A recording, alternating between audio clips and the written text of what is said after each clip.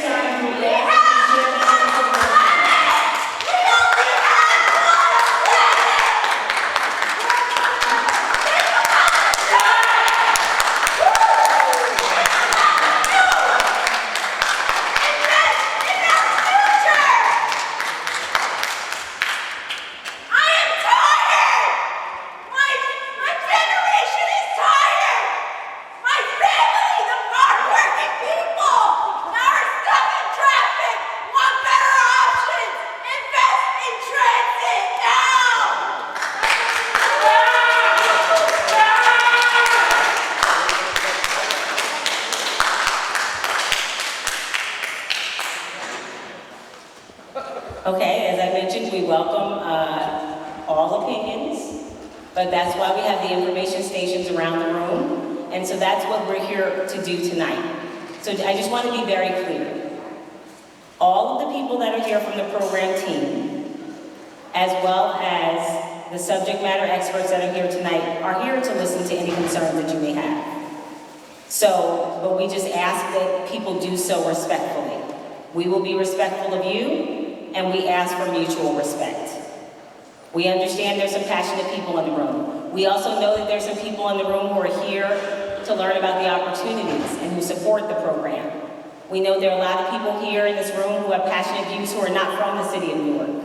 And so we want to be respectful of the people who are here from the city of Newark to learn about a project that's starting in their community.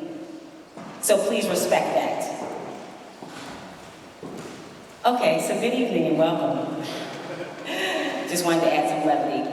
So again, thank you for taking the time to join us tonight to learn more about the first project of the Newark Bay Hudson County Extension Improvements Program. Again, I'm Tara Dowdell of the Tara Dowdell Group, and we are the lead outreach and communications consultant under the program manager, HNTB, on this important safety and modernization program. Now, back to the housekeeping. We talked about cell phones, so thank you all for silencing your cell phones.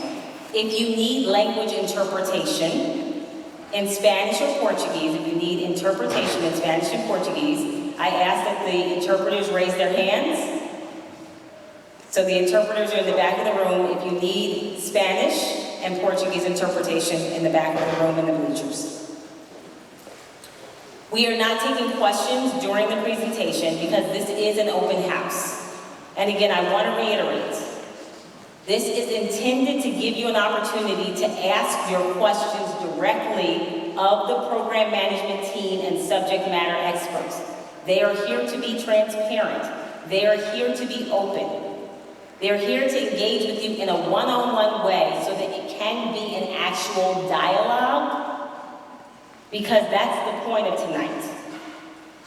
They are here to hear your concerns for those people They're here to hear your input for those people who want to offer input constructively.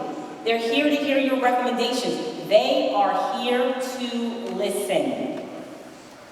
As soon as the presentation is over, they will be available to do all of the things that I just said. But we ask that you engage respectfully. Again, we will give respect, and we just ask for human decency and respect in return. We know that some of you, again, are learning about the project and the program for the first time, and we appreciate you being here to learn. We know some of you have concerns. We get it. We hear you. We know some of you support the program and want to know about the opportunities and want to know what there is to know about why this program matters and to hear updates. So that is the point of all of these information stations around the room. And that's why they're individualized stations. And all these people are here to talk and listen and answer your questions. During this presentation, we will likely not answer all of your questions or address all of your concerns. And that's because we are a full 2 years out before construction starts on this first project. So that's okay, because that gives us time to engage here with the Newark community on incorporating your input, addressing your concerns, and getting you information early on the benefits, and getting you information early on the opportunities, the small business opportunities, the job opportunities. We're here early to do all of those things. Also, the presentation will cover a lot of information. Some of it will be very technical, but that's because we want to be as transparent and as open as possible. But again, if you have questions about things that are very technical in nature, that's what they're here for. Lastly, this is the first of several public information centers and outreach events. The next events are in Bayonne and Jersey City, and we're working with both cities to schedule them. The website is listed on boards around the room and the fact sheets. You can feel free to offer your comments, your feedback, all of that. So I just wanted to tag the website for you. So with respect to introductions, you're going to hear from all of the people on the screen tonight, but it will be a brief presentation because we want to get back to answering your questions in a one-on-one format directly. So first, I want to start with our business administrator from the great city of Newark, who is here speaking on behalf of Mayor Raj J. Baraka, who, as we all know, is a leader and a fighter for this city and this community. And so I want to introduce Eric Pennington, the business administrator for the city of Newark, here to deliver remarks on behalf of the mayor. Thank you, Mr. President.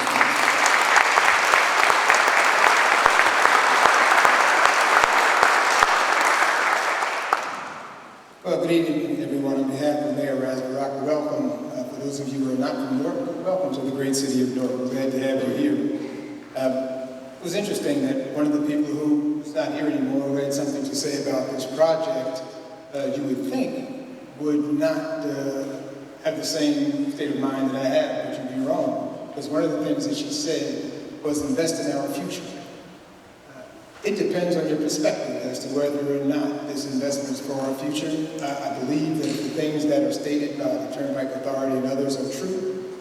This is truly an investment in our future, an investment in jobs, an investment in opportunities, and an investment in the future growth of the city of Newark. Some people say that the Hudson Bay extension is starting here in Newark. I'm looking at that a little bit differently too. I think it ends in Newark, and it gives an opportunity for people who are elsewhere now dining and hanging out and having a good time. It's going to give them a better opportunity to get into the city of Newark, to take advantage of the great restaurants we have in downtown now. We have Swahili Village right by MJ Pack. If you haven't been here, it's amazing. It's a Kenyan-based restaurant with food from the Kenyan diaspora. It is amazing. They even have this beer called Tusker beer. I'm a beer guy. So if you go there and try the Tusker beer, I hope they have it in stock. There are Barker's B&B, which is a restaurant that is owned and operated by Marcus Samuelson. He is the former owner of Aquavit and Red Rooster in Harlem. It's another fantastic place in Halsey Street. If you haven't tried that, please come down and check it out. Kinjo is another restaurant that just opened up within the last month. It's sort of an Asian fusion. They have called the raw fish thing. What is that? Sushi, yeah, thank you. Yeah, sushi. It's good. It's really good. I tried it myself. They have sushi, and they have bao buns and other things. Tinjun is another Asian-inspired restaurant now on Broad Street, 494 Broad Street. Come on down and check it out. Delta's, which is one of the premier soul food restaurants in New Brunswick, is in the process now of opening its restaurant, also on Broad Street, on top of the old hotel on the corner of Broad Street and Edison Place. Melville's, which is another Harlem eatery, is fantastic. It's known for its fried bird, and its cornbread, chicken and waffles. It's also going to be opening up downtown. Uncle Willie's Wings is going to be here. Farinella's, another New York State, is in New York now. It's part of the Gateway Project, down at Gateway 1, 2, 3, and 4. We encourage you to come down. You're going to be able to get here easier if you're not in Newark. Once this project is completed, it have easier transportation, it'll make it easier for you to get here, and it'll hopefully keep you from going to Jersey City, Hoboken, and New York. Stay right here in the great city of Newark. So we're looking forward to this project. We have questions too. I want to say some of the things that the Turnpike Authority and the people have to say. We want to make sure that minority businesses really are represented. I see that they have some numbers up there, 25% small business enterprise. That's not necessarily minority enterprise. I want to see more minorities and women in their group. We want to make sure that the laborers are from the city of Newark, that the laborers actually have opportunities to work, and skilled craftsmen with opportunities for real jobs here. I know it's only supposed to take 30 seconds, but I think it's important to note that we are supportive of the people, the residents of the city of Newark benefiting from this project as workers, as travelers, and as people who take advantage of the goods and services who are here right now in the city of Newark. So on behalf of Mayor Razbaraka, we too want to see some great things happen with this project. Hopefully, those of you who are out here and who are looking for jobs will be able to take advantage. Thank you all for being here.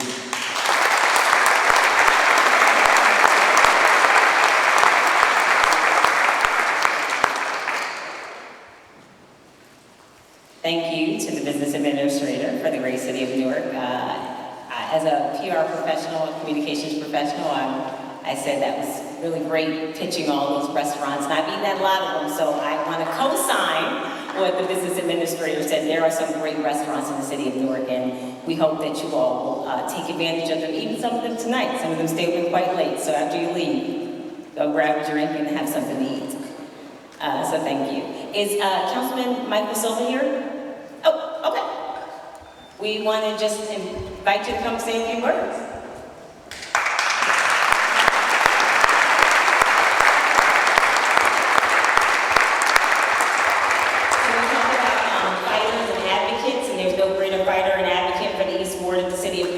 Than Councilman Michael Silva.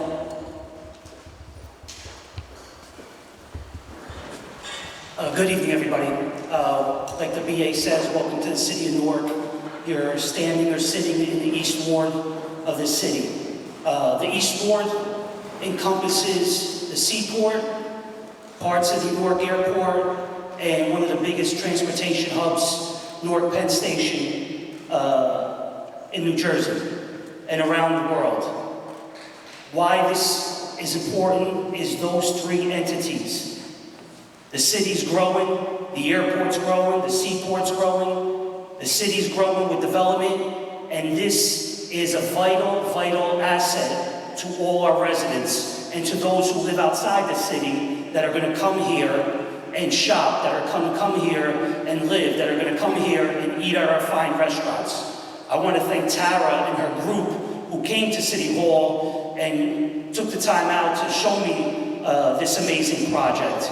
And it shows their dedication not only to this project, but to me and to the people, to the mayor and our BA and the great residents of our city. So as the councilman of the East Ward and a voice for the city, along with our BA, I just want to say that I'm a strong supporter of this development. And this I think is going to be a great, great project for anybody who lives in this Northeast. Newark is 330 years old, and one of the problems that we have here is infrastructure.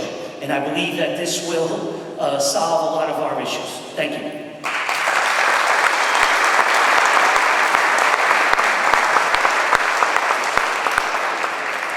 so much, Councilman Silva, and I would be remiss if I did not acknowledge Edna Rashid, the Deputy Chief of Staff to Councilman Dupre Kelly. Edna, if you're still here, please stand.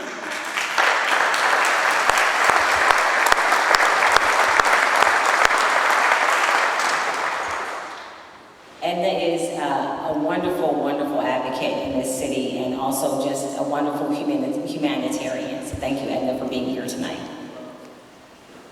Now it is my pleasure to introduce Lisa Navarro, the New Jersey Turnpike Authority Manager for this critical modernization and safety program. Lisa was selected to lead this program due to her success as the Deputy Project Manager for the interchanges 6 to 9 widening, which she delivered on time and under budget. The interchanges 6 to 9 widening relieved a major traffic bottleneck in that area, and it relieved congestion. If you don't believe me, just drive down there, and you will see the difference that her leadership made on that project.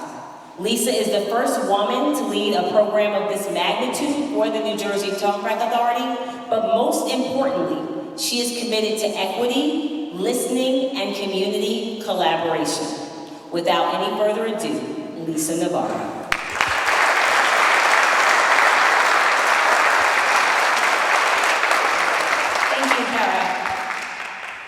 Welcome, and thank you for attending our first Public Information Center on the New Jersey Turnpike Authority, Newark Bay Hudson County Extension Improvement Program, a future-forward critical modernization and safety program. I'm Lisa Navarro, Supervising Engineer at the New Jersey Turnpike Authority and the Program Manager for this urgently needed program.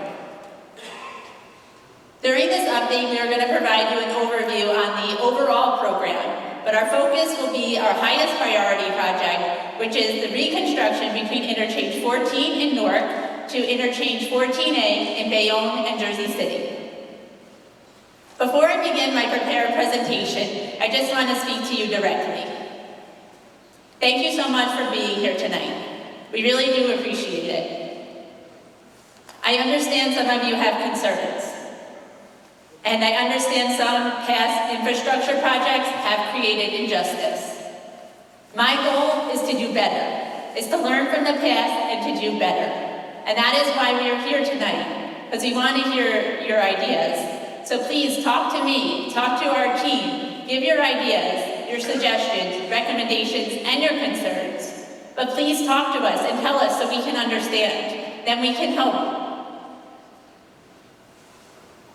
Before I get started, let me introduce our New Jersey Turnpike Authority Engineering Department staff that is here tonight.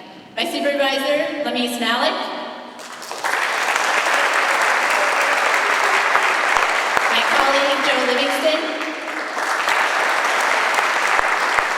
And working directly on the program with me on preliminary engineering, Lou Ding, as well as Rose Navarre. Kicking off final design, we have Ann Sinagra. And we are supported by our structures design team, our senior supervising engineer, Bill Wilson, who is supported by senior project engineer, Mark Bernard. Bill and Mark each individually have over 30 years working on our structures, over 1,200 structures on the Parkway and the Turnpike, including the extension. All right, so now let's get into the presentation. After construction of the main line, Hudson County fought hard for the extension so that Hudson County residents were not cut off from the economic opportunities the Turnpike afforded. Today, nearly 70 years later, families and workers still rely on the extension to get them where they need to be. Their jobs at the ports, their family activities, visits with family, and so much more.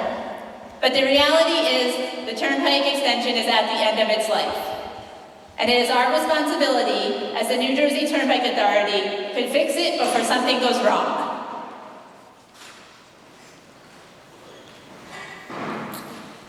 The authority's priorities are safety and regional mobility, including relieving congestion and its negative impacts on the drivers, communities, and the environment. This is why we are undertaking a critical 8.1-mile infrastructure program, modernization and safety to rebuild the Newark Bay Hudson County extension. This 8.1 miles goes from interchange 14 in Newark to Jersey Ave in Jersey City, which is vital to the state and local economy. The extension also provides needed access to the port and marine terminals, Newark International, Liberty International Airport, as well as parks, recreation, and entertainment venues in Newark, Bayonne, and Jersey City. The Turnpike extension is also a State of New Jersey Office of Emergency Management evacuation route.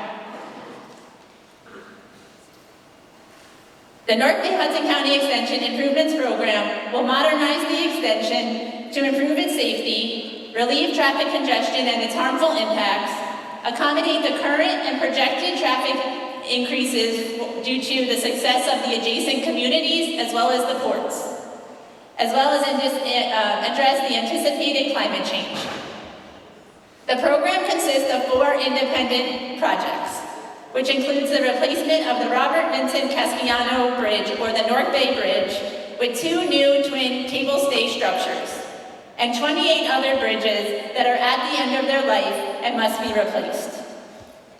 The first project that you see in orange is from Interchange 14 in Newark to Interchange 14A in Jersey City and Bayonne. This 4.1-mile project includes 16 bridges and 9 ramps. It is the highest priority project due to the condition of the nearly 70-year-old structures and the pounding they take from the trucks headed to the port in Bayonne. You can see the 3 other projects in pink, yellow, and blue.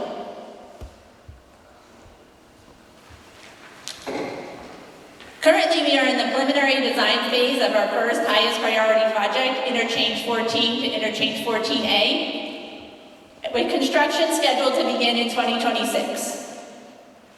I'm pushing our team hard to have our first new Newark Bay Bridge open to traffic in 2031.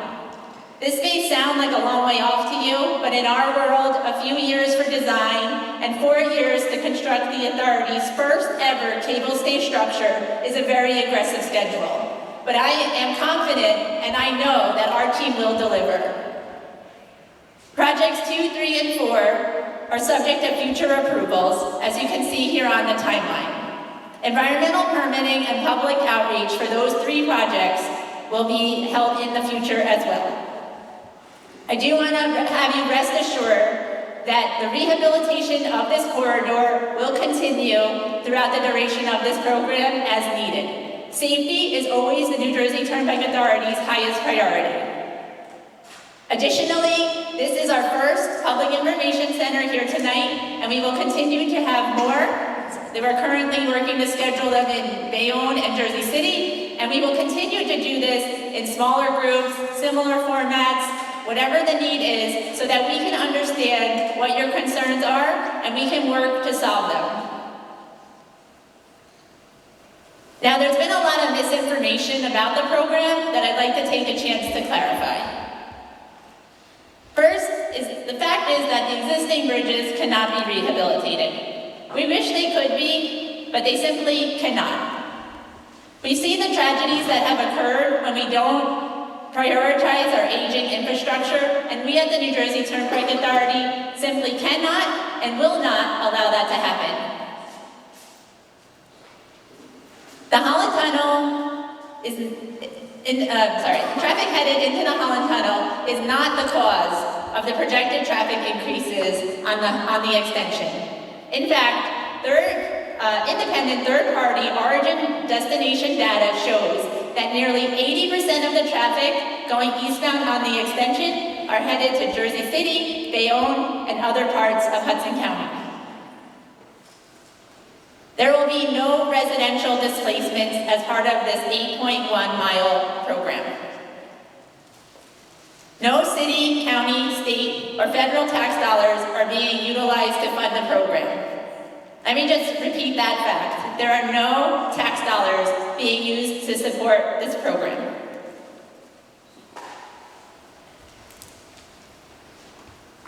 The fact is, this program is not taking funds away from public transit. While the New Jersey Turnpike Authority is not a public transit agency, we do recognize the need for public transit. And that is why, on average, the authority is contributing $500 million a year to the state, which is a historic level of funding for public transit. Additionally, the authority is contributing an amount not to exceed $124 million annually for the next 10 years to support the Gateway program that will increase rail capacity right here in Newark to Manhattan.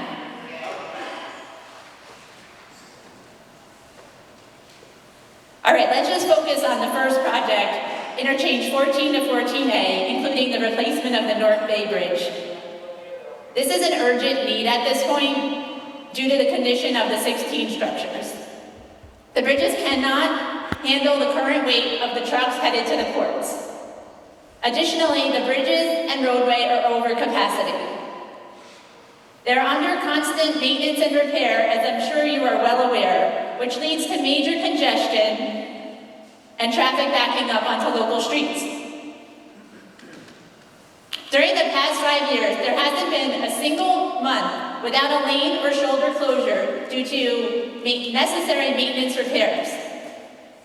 In 2017, we actually had to close the North Bay Bridge for 36 hours to deal with a significant structural issue that required emergency repairs. This is not sustainable, and I believe it is harmful to the communities around the extension. Now let's talk about the program benefits. Newark, Bayonne, Jersey City are thriving and growing. This program will provide safe, reliable, and resilient infrastructure that is needed to support the success of these cities. The ports are also experiencing record growth. There is more warehouse development, providing living wage jobs to historically marginalized communities. This modernization and safety program is a major investment in our economy and in our communities. So let me just show you a couple of the program benefits. We'll improve pedestrian safety adjacent to the extension. Stormwater improvements will be designed to today's standards, today's environmental standards. And I'd like to add that interchange 14 to 14A, our first highest priority project alone, will create 25,000 jobs during construction. This includes construction workers getting lunch, printing, all different types of jobs. All right, let's take a look at a construction staging video that we have to help you visualize what you can expect. This is the existing North Bay Bridge, which will remain in service as we build a second bridge to the north for westbound traffic. Upon completion of that bridge, all traffic will then move to the westbound bridge, and then the existing bridge will be demolished. We will build a second cable stay bridge in its place, and when that is done, the eastbound traffic will move to that bridge. This will keep you moving during construction. We do recognize that this does cost more and it will take longer, but it minimizes impacts to the community and the environment, which is something that the authority is prioritizing. Such a great looking bridge. The North Bay Hudson County Extension Improvement Program will modernize the extension to improve its safety and sustainability, relieve traffic congestion, accommodate current and future traffic growth from the communities as well as the ports, and serve as a new gateway to Newark, Bayonne, and Jersey City. I would now like to introduce Dave Mikulak, professional engineer with over 15 years of experience on the North Bay extension. Dave.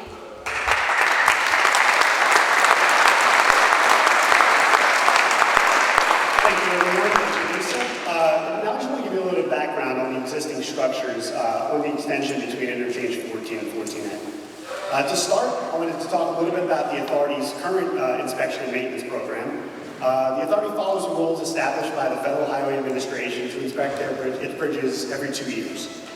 Using the information that's gathered during these inspections, make decisions and prioritize the structures that are in greatest need of repair in order to keep them safe for the traveling public.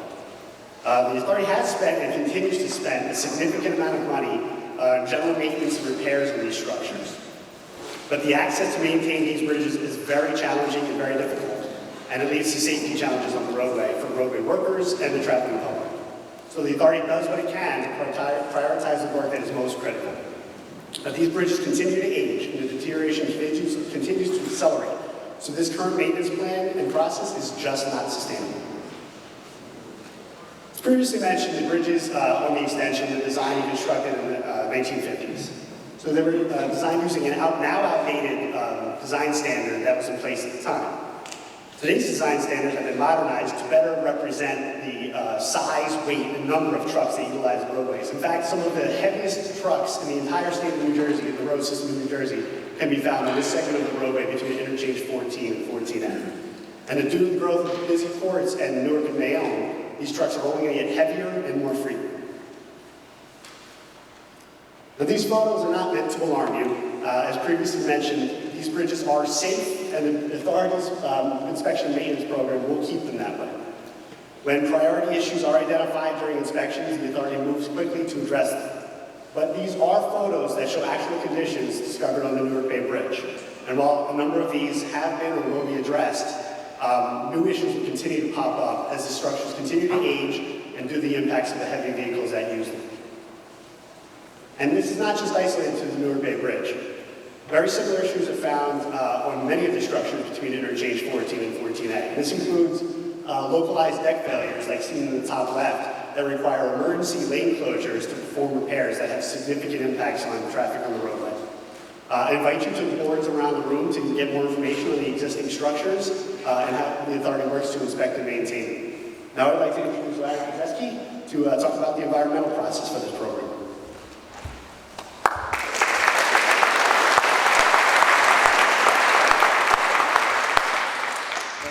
Thank you, Dave. Good evening. I am pleased to announce that the draft environmental assessment for the interchanges 14 to 14A project is now available. You can find it on the authority's website, and you can also find it in these public libraries, including the Newark's main public library. I encourage you to read the document, ask questions, and submit your comments.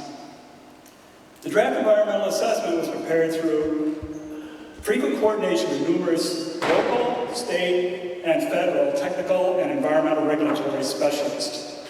Coordination with these agencies and with you will continue through the project's final design and construction. It is important to note that we were mindful from the get-go to make sure that we found ways to avoid impacts on communities and the environment, minimize those impacts, and where necessary, mitigate the impacts. Visit us at the environmental station to your right to learn more.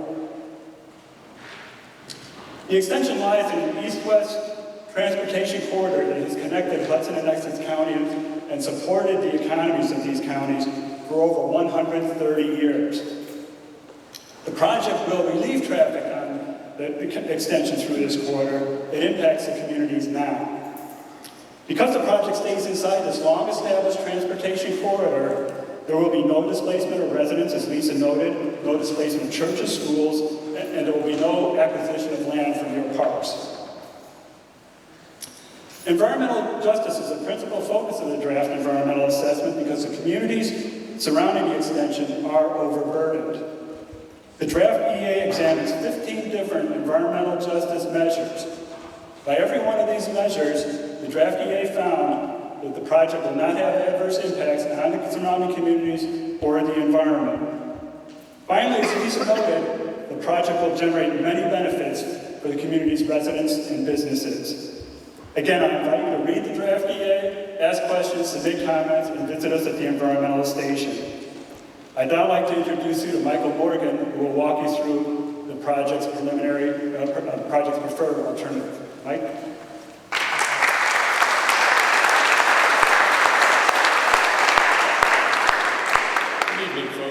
I'd like to share some of the background planning and design information that led to the proposed Project 1 and the Newark Bay Bridge replacement. Again, major components of Project 1 that we're discussing here tonight are replacing the 16 aging bridges over the 4-mile stretch between 14 and 14A, building twin cable-stayed bridges for the new main span, providing 4 roadway travel lanes in each direction, adding addressing safety with proper roadside shoulders along the outsides of the roadways, and meeting current environmental requirements by providing modern stormwater detention systems. The first step in planning for the traffic-related improvements was to identify existing traffic operations. We counted traffic in 2021 at the end of the COVID impact era and looked at pre-COVID data from 2019 to determine what are normal operating conditions during rush hours on the extension. During peak hours, there are just more vehicles on the extension than it can handle. Traffic flow is unstable, it's congested, stop and go, and too often for us it's bumper to bumper. If nothing is done, this congestion will continue to get worse as future traffic activity on the extension is expected to increase in the future. This is based on information from the Regional Transportation Model, a transportation planning tool developed by the North Jersey Transportation Planning Authority that is accepted and used by the transportation agencies and planners in our region. The model is used to estimate future traffic volumes and traffic patterns from estimated population and employment growth from the new housing, new retail, office, port, and warehouse construction that's ongoing, and the impact of highway and transit projects. The authority recognizes that this future growth is coming from sources beyond its control, and through this project, it's looking to do something about that. The project design accommodates increased traffic from these ongoing projects and their future planned projects, the redevelopment that's occurring in Bayonne, in Newark, Jersey City, and in the region. The improvements support the authority's responsibility and the traveling public's expectations for better, more stable traffic flow and operations on the extension for all types of trips. This includes long-range travel, short-distance commuting trips, the trips taken via the travel service providers like Uber and Lyft that have become just everyday occurrences for us, the doorstep package deliveries that we've all come to rely on from FedEx, UPS, and Amazon. The improvements will make the extension a reliable travel route. This will encourage truck operators traveling to and from local businesses to use the most efficient local road paths to get to the extension's interchanges. We know that poor traffic conditions lead drivers, and quite frankly our GPS travel-based apps, to avoid the extension and pick other routes. So improvements will have positive impacts on local roads. The regional transportation analysis of the project's impacts on major local roads here in the Iron Belt show that daily truck traffic remains virtually unchanged between the future year conditions both with and without the project. Project planning and design also considered that the extension improvements will attract motorists to the extension who would have taken other regional travel routes. We know that's going to happen. But even with these additional vehicles, the extension traffic will still flow more freely than today, relieving congestion and reducing the attractiveness of using and cutting through local streets. Improving the design of interchanges 14 and 14A ramps, where traffic enters and exits the mainline extension, is also a significant benefit of this project. Entering and exiting movements have different slower speeds than mainline traffic, and they create friction and decision points that cause uncertainty for drivers. These interrupt traffic flow on the extension and on ramps and impact roadway safety. The proposed 4-lane extension enables better transitions between these entrance ramps and the mainline extension. Improving interchanges 14 and 14A reduces merging, improves traffic flow, and reduces backups. So you may be asking yourself, why do we need to replace the bridge? It's a good question. First, it's clear to address the traffic operations and safety needs. More lanes and proper shoulders are required to adequately serve those relying on the extension, both currently and in the future. Replacing the bridges will also alleviate traffic congestion when the authority does its maintenance work, which is more and more frequently required because, plain and simple, as everyone said, the Newark Bay Bridge and the other bridges in Project 1 are 70 years old. They date back 70 years old. Over the past 70 years, there have been significant advances in design technology, in materials, and in roadside safety features that have proven to improve traffic flow, motorist safety, and reduce the risk of crashes. Replacing the bridge allows the authority to reset the service life clock this bridge has, modernize it, and make it a safer, more efficient, better operating bridge. Rehabilitation also doesn't provide for this service clock reset I just mentioned, or the modernization of the bridge. Rehabilitation won't stop the traffic congestion and delays from getting worse. Future demand won't be met unless more lanes are provided. And rehab won't add those lanes, and it won't provide the shoulders that provide for roadway safety. Correcting the bridge's structural problems would be an enormous undertaking for the authority. Rehabilitating to meet industry standard 100 to 150 years service life is not a one-time, one-and-done activity. Even with the authority's significant maintenance efforts, there are still issues with the structural steel, with the concrete piers, with the concrete foundations in the water, and with the supporting piles embedded in the riverbed. The bridge would have to be completely closed down to traffic to rehab for a long period of time to make the complex and extensive upgrades that would be necessary. Rehab would still then mean a regular schedule, repairing deterioration, rust, corrosion, rot, and the cracks, and other extensive maintenance activities. There would still be frequent and long-term disruption of traffic flow and delays for drivers, since these maintenance activities would still require lane closures and lane shifts. We believe the proposed project improvements and the cable stay bridge proposed for the Newark Bay Bridge are the right solutions. I thank those of you who came over to talk to me at the boards to the side there. I invite you back to those boards if you have any questions or comments on what I've spoken about tonight. And I'd now like to hand the podium back over to Tara Dowdell to speak about some additional opportunities for the public.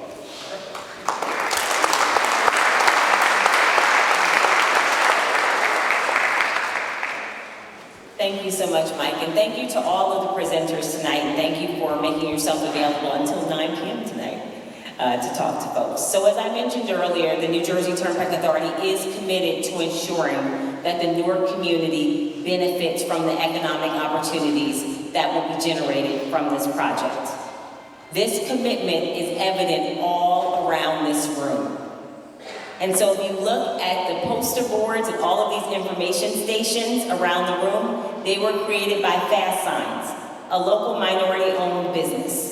Some of the other printed materials were produced by the Print Post, a local small business right here in the East Ward of Newark. Two of our interpreters work right here at Eastside High School and are from the East Ward of Newark.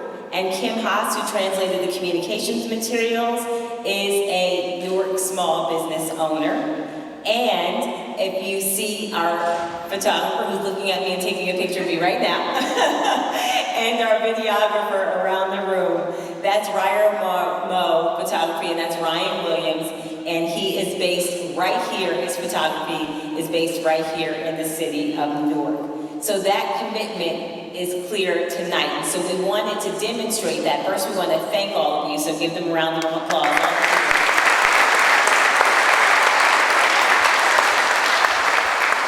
So we want to thank all of you for your hard work tonight. But we also wanted you to see firsthand that the commitment is real. And so you see it all around this room, as I say. Our AV equipment was provided by City View. For those folks coming from Hudson County, that's a Hudson County business.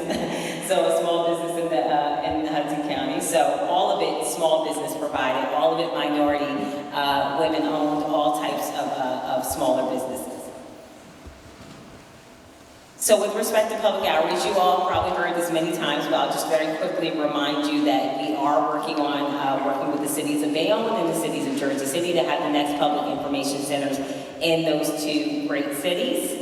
And so they are upcoming. Please go to the website if you have not done so already. Please sign up for updates to receive program updates via the website. It is mbhce.njta.com, but you don't even need me to tell you that because it's on all the boards and it's on the fact sheets that you've received. We encourage you, if you have not done so already, to submit your comments and to submit your questions your recommendations, your ideas, as Lisa said. Again, the program management team, the subject matter experts will all be here until 9 p.m. tonight to answer your questions one-on-one. They are all around the room at the various information stations. If you missed Lisa's team that she acknowledged earlier, please talk to them. Please talk to anyone that you haven't had a chance to speak with tonight, because we are here again to listen. Now back to Lisa.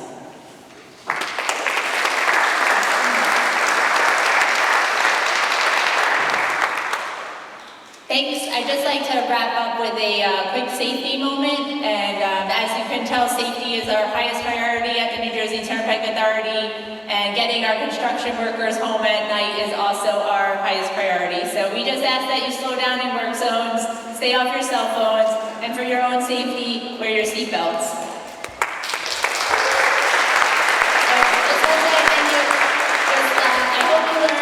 I hope you learned the information about the program tonight and our highest priority, the reconstruction between interchange 14 and 14A. If you have questions, like Tara said, submit them through the website, but we are also around the room. Please talk to us, please share your ideas. We want to hear you, we want to work with you, and we want to understand. Thank you so much.